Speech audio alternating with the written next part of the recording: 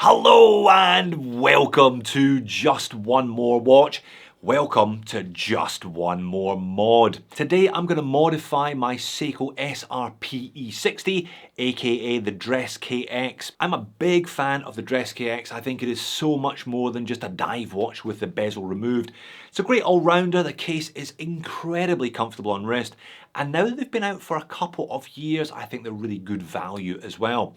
Of course, they are not perfect though, hence why I'm modding it. There doesn't seem to be a huge mod scene, a huge mod culture around this particular model, but there are plenty of parts available for it if you know where to look. Now, I bought this two-tone DressKX last year, and when I unveiled it, I asked you all via a community poll how you thought I should modify it. I have, of course, paid close attention to your comments and completely ignored them. I'm going to do what I think is one essential mod to pretty much any affordable Seiko, and then a couple of less important but very attractive cosmetic alterations.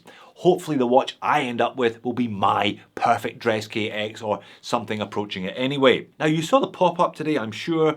I got some of these parts sent to me for free by NAMOKI Mods. Thank you, NAMOKI Mods. I will, of course, therefore leave a link to their website in the description of the video. Some of the parts I bought myself from elsewhere, as I had quite a specific look in my mind for this one. Talking of parts, I paid 229 Aussie dollars for the original watch from memory. Like I said, they're now far more affordable than they were at launch. Today I intend to install far more than $229 worth of parts on the original watch.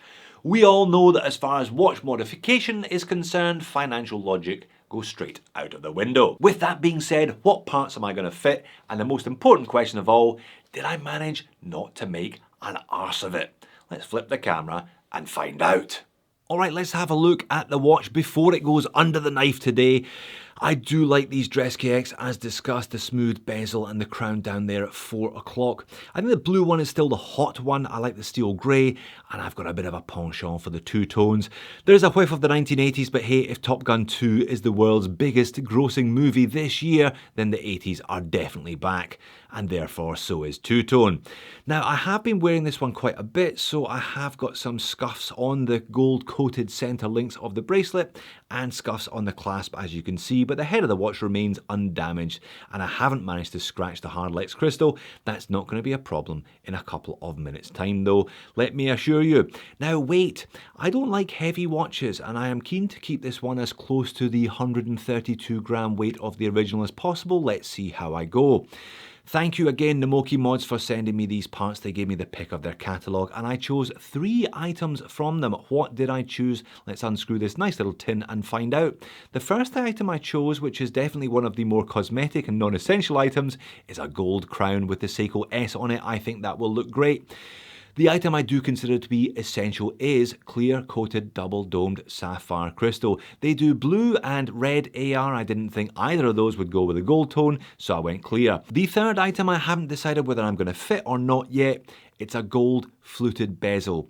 Let's see how I go with this one. Clearly there's a whiff of Rolex Datejust look-alike in this build. I have gone for a Jubilee from Strapcode after all. By the way, I bought this not from Strapcode directly, but from Amazon. It cost me about $20 less because they didn't slug me $18 US for shipping, which is what Strapcode wanted to do. Great quality, these bracelets. NAMOKI Mods do one, but I thought that the clasp was better on the Strapcode version, which is why I went for the Strapcode version and bought it myself. Plenty of protective packaging as always with these bracelets. Now, the clasp is one of my preferred kind. It's got 6 holes of micro adjust, double security pushers, and a fold over. It is a good clasp and good quality screws holding this Super J style bracelet together. Mind you, they cost enough money, don't they? So this is it. Jubilee bracelet. Clear coat double dome sapphire, new crown, and maybe not, I'll fit that bezel. Alright, let's get on with it. Gloves. I bought the wrong gloves from my local supermarket the other day. Take a shot every time I complain about the gloves. Drilled lugs, no complaints there. That makes removing the original bracelet very, very easy. Now let's have a look at that bezel then. Let's kind of size it up, get it out of its packaging and see what I think. It is a nice high quality unit. Comes with its own gaskets, etc. front and back. Looks good, but If I ever bought a Datejust, to be honest, I would go for the smooth bezel, so why would I add the fluted bezel to this build? Thank you, NAMOKI, but I'm going to stick with the smooth. All right, let's take the case back off and get the crown out, get the movement out. As I'm not replacing the whole bezel, I go in from the back. If I was replacing the bezel, I would remove it and go in from the front, if you see what I mean today. Didn't even use a vise to hold this together. It was fairly loosely attached. Undid the case back, popped that off. Now all of these Seiko movements, the 7, the 4, the 6, all have the same crown removal process. There's just a little lever you have to press and it pops straight out. I then got my trusty Bergeon under the movement a little bit, gave it a couple of tweaks and dropped the whole movement dial and handset into that little NAMOKI case. Very useful, comes in handy as a temporary dust cover. Onto the crystal then. This is one of these blue crystal presses that I got from eBay, AliExpress, whatever. I've had a couple of them. I think it might be time to buy a new one though, to upgrade to the red one, which is the next rung up the ladder. Pretty easy job though, just get the right die on the bottom, get the right die on the top, and because I'm not taking the bezel off, this one pushed through from the back. A satisfying if slightly worrying crack, and it popped straight out. Here is the new piece of crystal. Yes, those bloody gloves are giving me trouble again today. Lovely piece of sapphire. I suspect that is going to make a massive difference. I reseated the original crystal gasket. I don't need to use the one supplied with the bezel if I'm not using the bezel. Just put the crystal in by hand, changed the dies, gave it a push, gentle push. Again, I got a little crack, which is slightly more worrying when there's a sapphire crystal involved than hardlex. Gave it a tweak on one corner. That went in really, really beautifully. No problems at all there. Onto the crown then. Now I'm going to do something a little bit sneaky here. The NAMOKI Mod S branded crown came with an uncut crown stem. I'm going to take the crown stem off the original Seiko crown, use a little bit of that Loctite thread locker, pop on the new NAMOKI Mod's S branded crown, screw that down. Hopefully that should go straight in, meaning I do not have to size and cut the supplied stem therefore. All right, let's pop the case back on provisionally. Let's get the bracelet on. Now I did check this one for dust. I'm not working in a dust-free environment, unfortunately. There was a little bit of dust, so what I did, I took the movement back out, I got the puffer out, gave it a good old puffing. I suspect I'm always going to get a couple of little bits of dust. It's one of the problems with just working in your studio rather than in a watch factory. I did have a bit of an epiphany after I was putting the crown into this one. I thought, if this is my perfect DressKX, then I am going to adjust the movement because I own a time grapher. Now the Seiko forearm movements are -20 to +40 seconds per day variants permitted from the factory. This one, as you can see, isn't too bad, coming in at +10, +12 or thereabouts. That's normally where these forearm movements sit. I reckon I can do a little better than that though, by poking the little adjustment lever back and forth until I get it right.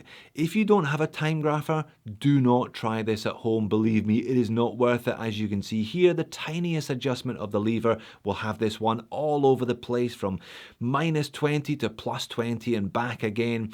It is a bit of potluck, but once you get used to how sensitive the lever is, a couple of tweaks here and there, and lo and behold, the last little tweak, I got this one running absolutely spot on. Let's get the case back in before it changes its mind. Alright, so that's it, fully assembled on the scales, weighing in at 139 grams. To be honest, I was expecting it to be heavier than that. I thought that that Jubilee style bracelet would add bulk.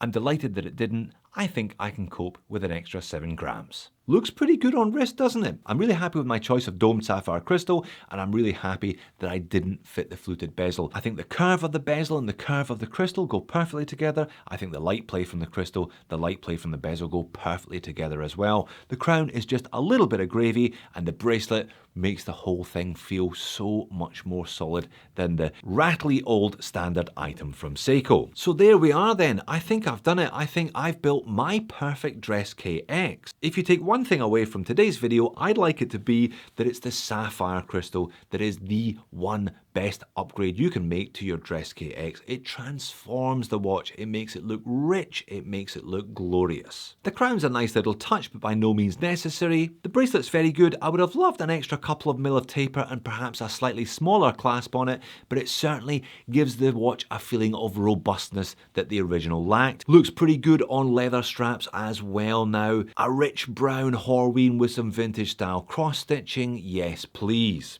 Overall, pretty simple, nothing too challenging today, but it makes a massive difference to this watch. For sure it turns a $200 watch into a $400 watch, but it makes a $200 watch look like a $400 watch, so I think it's worth it.